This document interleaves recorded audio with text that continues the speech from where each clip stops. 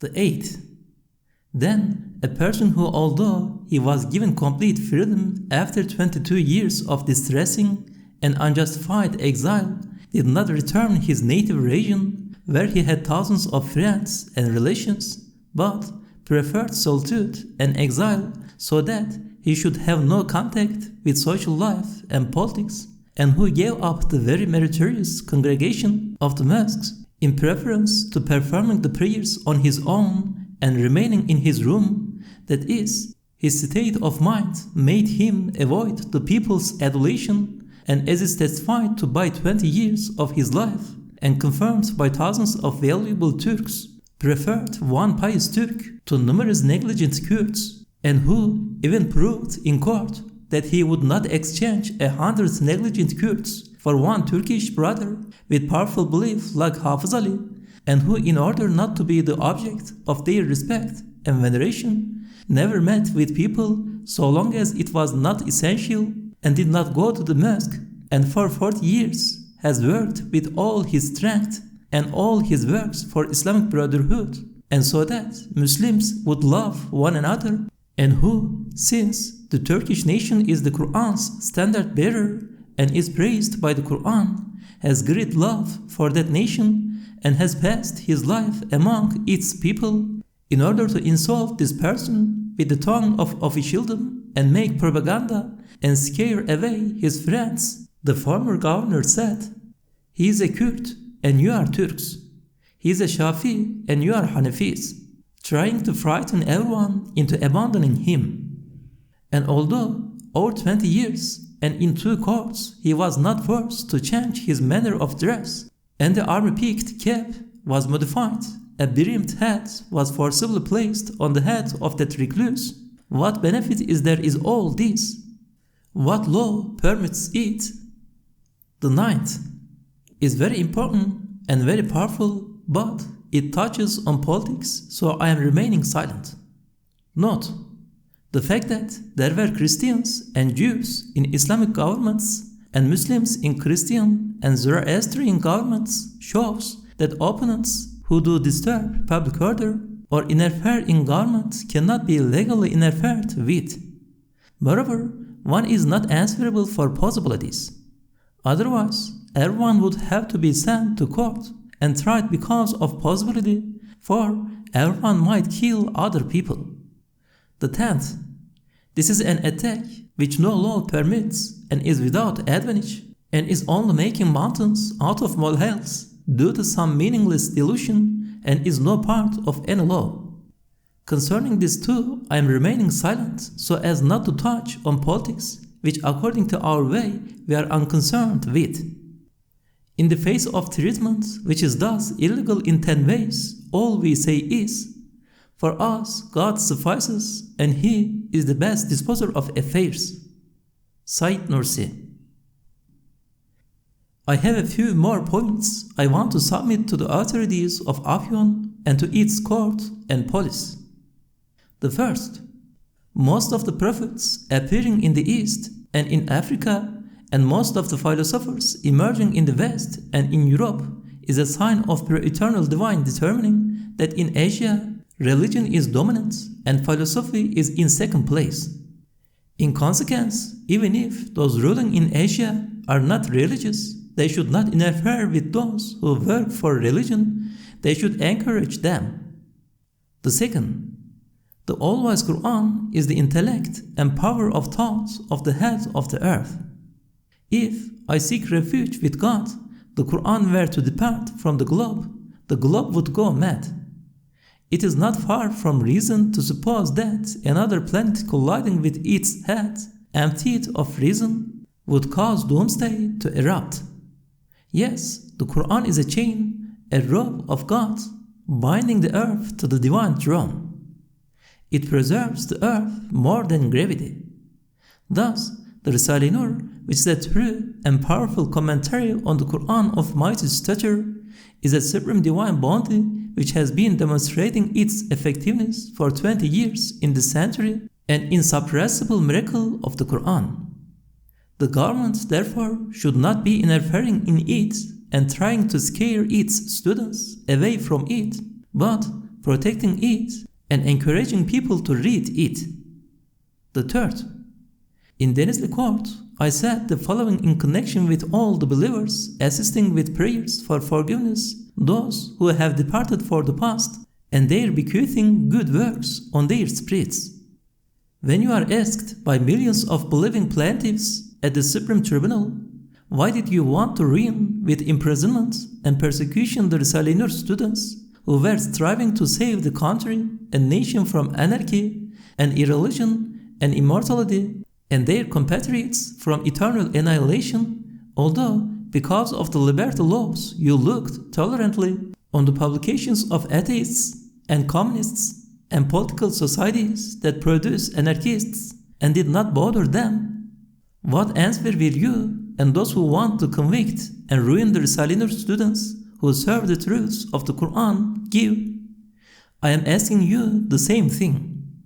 I said that to them, and those just and fair-minded people acquitted us, demonstrating the fairness of the judicial system. The fourth, I was expecting to be taken for interrogation to a place of consultation in either Ankara or Afyon, where questions would be asked and answered about matters of overriding importance and the Risale-i Nur's relation to them.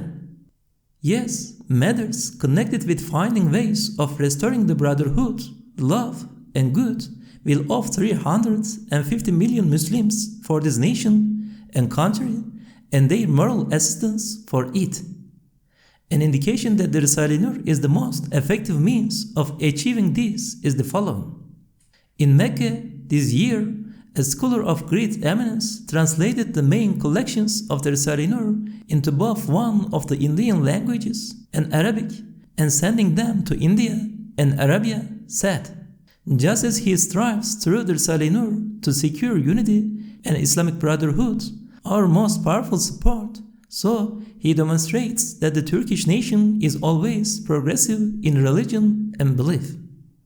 I was also expecting that momentous questions would be asked like, what is the extent of the service the Risale-i Nur can provide in the face of the danger communism poses to this country because it turns into anarchy?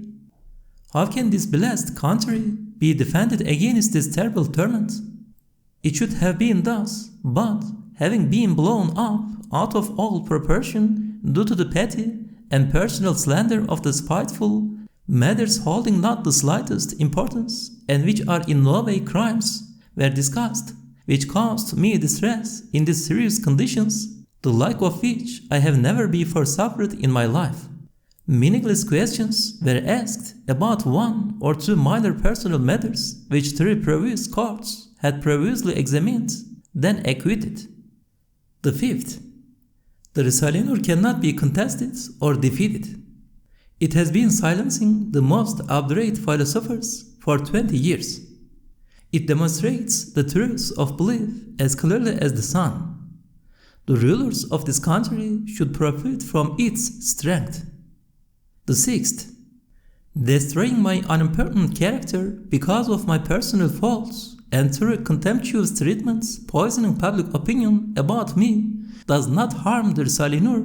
In fact, it strengthens it in some ways. For, in place of my mortal tongue are the undying tongues of 100,000 copies of the Risale-i Nur, and they cannot be silenced, they will speak out. And as they have up to now, the thousands of powerful tongues of its sincere students will continue that sacred, universal service till the end of the world, God willing. The seventh, as I stated in the previous trials, putting forward the proofs, our enemies and those who oppose us, both officially and unofficially, deceiving the government, making some of its leading members suspicious about us, and causing the judiciary to move against us, are either seriously deceived or have been deceived by others, or are exceedingly treacherous revolutionaries working on account of anarchy, or cunning atheists struggling against Islam and the truths of the Qur'an on account of apostasy, calling absolute despotism the republic in order to attack us, and making the regime a screen to absolute apostasy, and calling absolute dissipation, civilization, and calling arbitrary compulsion on account of disbelief the law, they have both ruined us and deceived the governments and preoccupied the judiciary with us for no reason. Referring them to the wrath of the all-compelling and glorious One, we take refuge in the steady of, for us God suffices, and He is the best disposer of affairs, so as to defend ourselves against their evil. The 8th. Last year, the Russians sent numerous people to make the Hajj as propaganda in order to show that they are more respectful towards the Qur'an than other nations, and because of religion, to try to turn the Islamic world against the religious people of this country. But the main collections of the Risale-i Nur were being spread at that time in both Mecca and Medina and Damascus and Egypt and Aleppo, attracting the appreciation of the religious scholars, which both negated the communist propaganda and showed to the Islamic world that, like formerly the Turkish nation and its brothers are supporting religion and the Qur'an and are the elder brothers of the other peoples of Islam and their heroic commander in the service of the Qur'an. Those collections from the Risale-i Nur demonstrated this in those sacred centers. Will it not bring the earth to anger if this valuable national service of the Risale-i Nur is responded to with torments in this way? The 9th is a brief summary of a matter that was proved and elucidated in my defense in Denizli. If through his genius and intelligence a great military commander arrogates to himself all the positive virtues of the army and ascribes to the army his own negative evils, the courageous actions and virtues of the soldiers, which equal them in number, will be reduced to one, while the commander's evils will be equal in number to the soldiers, which is an awesome wrong and contrary to the truth. This being so, I said to the public prosecutor in our previous trials, who was attacking me because of the slap a hadith I expounded 40 years earlier dealt that person, it's true, I am offending him due to predictions made by hadith, but I am also defending the army's honor and preserving him from serious error. As for you, for the sake of one single friend of yours, you are affronting the honor of the army, which is the Qur'an's standard bearer and an heroic commander of the Islamic world.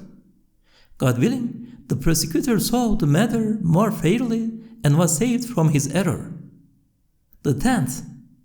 It is because in the administration of justice, the essence of justice and the rights of everyone who applies have to be preserved without discrimination, and the duty of those involved is to work solely for the sake of right, that during his caliphate, Imam Ali, may God be pleased with him, sat together with a Jew in court, and they were tried together.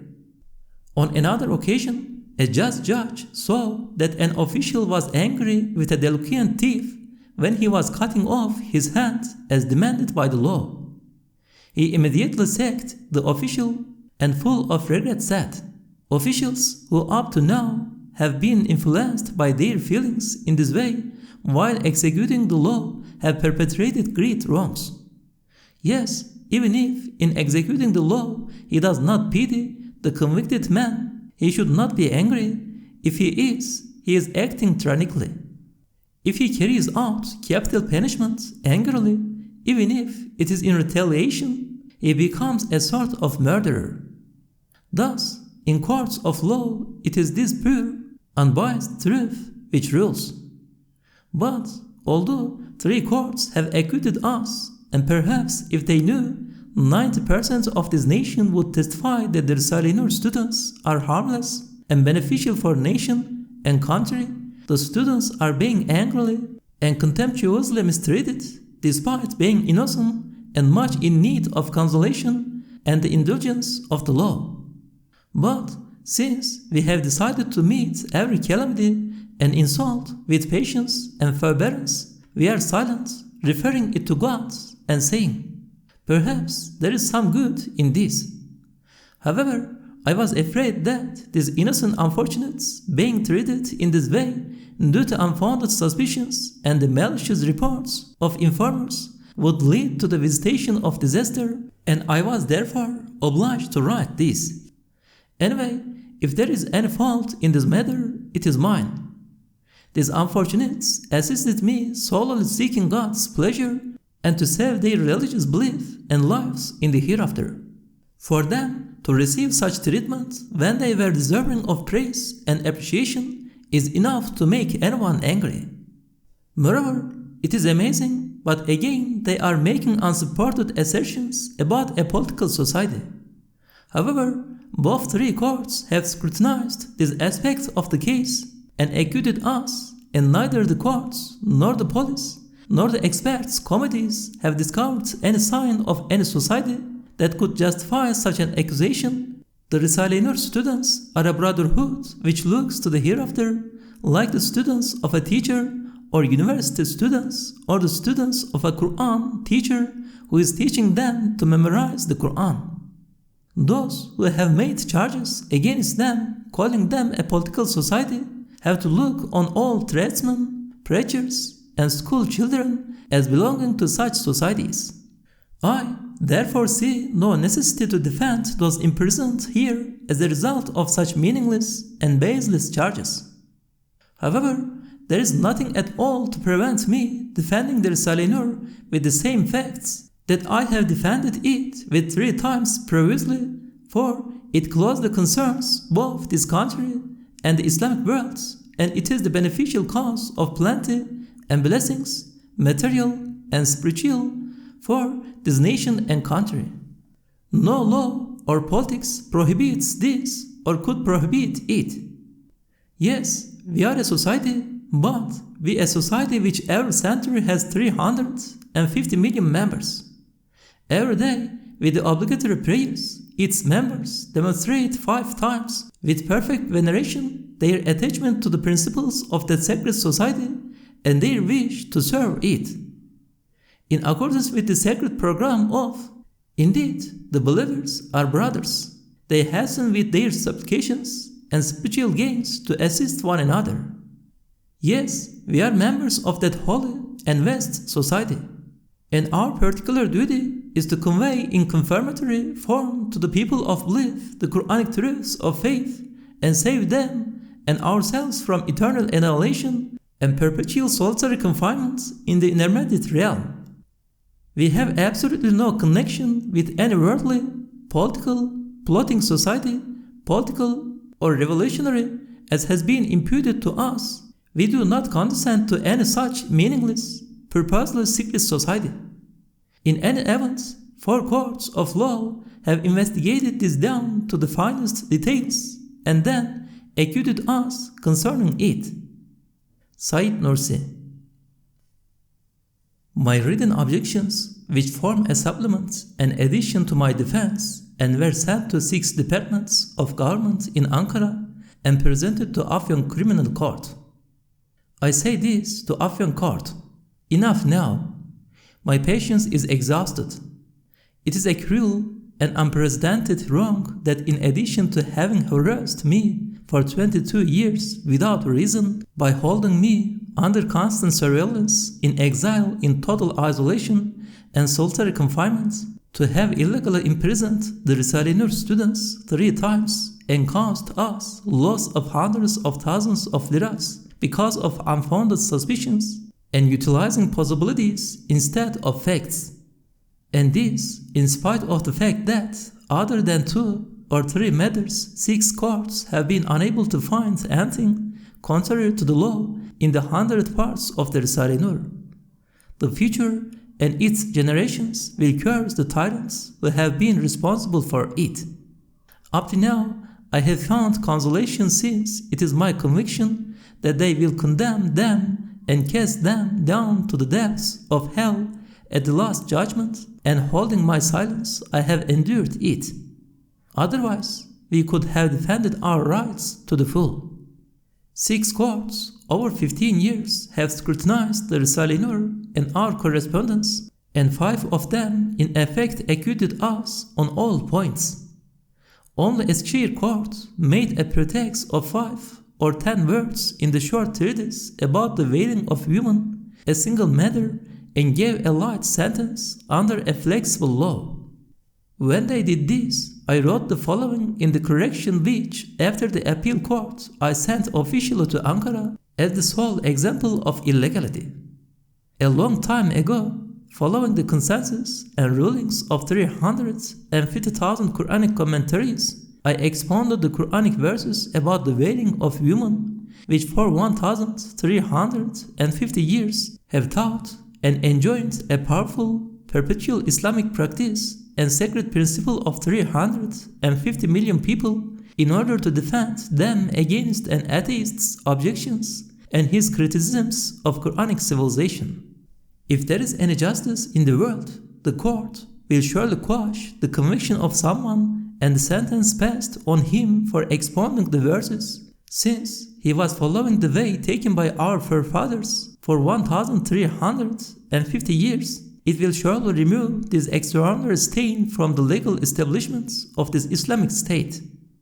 I wrote this in the addendum containing my corrections and showed it to the public prosecutor. He was horrified and said, "There is no need for this. Your sentence was short and only a small part of it remains. There is no need to send this. Thus, you have understood the truly strange examples like this one in my defense and objection, which has been presented to you and the departments of government in Ankara. What I seek and hope from Afyon Court is this. I await from you, in the name of true justice, that you decide on the complete freedom of the Risale-i Nur, whose service and effulgence profits the nation and country as much as an army. Otherwise, I have to inform you that when the 5 or 10 of my friends who were sent to prison because of their relations with me are released, I have the idea of committing some offense which will necessitate the heaviest penalty, compelling me to bid farewell to this life. It is like this. Although, for the good of the country and nation, the government should give me full protection and assist me, the fact that it is pressurizing me suggests that part of the communist organization and the secret atheistic society that have been working against me these last 40 years, with which it has now combined, have both gained control of important positions and are opposing me. It worries me, for there are numerous signs that the government either does not know of this or it is permitting it. Chairman of the court, with your permission, I shall ask you a question about which I am extremely curious. Why, although I have in no way been involved in politics, have the politicians deprived me of all civil rights, all liberties, and even all the rights of life?